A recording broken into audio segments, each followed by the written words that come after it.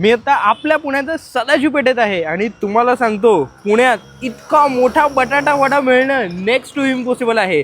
तुम्ही फक्त या बटाटा वड्याची साईज तर बघा आणि याचा शेप बघा, इतका सुंदर आहे बटाटा वडा। आणि मी आत्ता आहे पुण्यात सुरू झालेला सोलापूरचा जगप्रसिद्ध आणि 65 वर्ष जुना ब्रँड जोशी बंधूंचा भाग्यश्री वडा।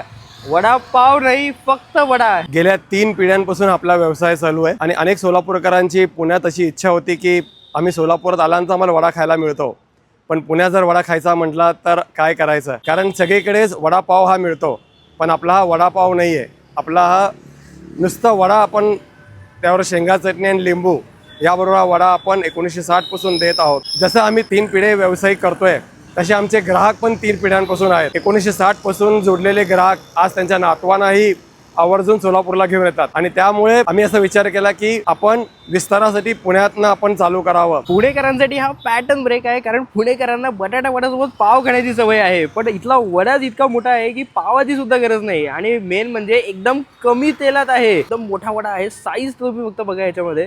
आणि विशेष म्हणजे हा बटाटा वडा खाण्याची एक वेगळी पद्धत आहे, म्हणजे सोलापुरी पद्धत आहे। म्हणजे याच्यामध्ये तुम्ही पहिले ब्रेक करायचा वडामधून आणि त्यावरती लिंबू पिळून आणि सोबतीला जगप्रसिद्ध सोलापूरची शेंगदाणा चटणी, असं एकदम कम्प्लीट डिफरंट कॉम्बिनेशन आहे। तर पुणेकरांना तर हा वडा डेफिनेटली आवडणार आहे, पण सोलापूरकरांसाठी पण ही आनंदाची बातमी आहे, कारण तुम्हाला आता वडा खाण्यासाठी सोलापूरला जायची गरज नाही आहे। पुण्यातच सोलापुरी वडा मिळत आहे आणि ते सुद्धा एकदम दणक्यात।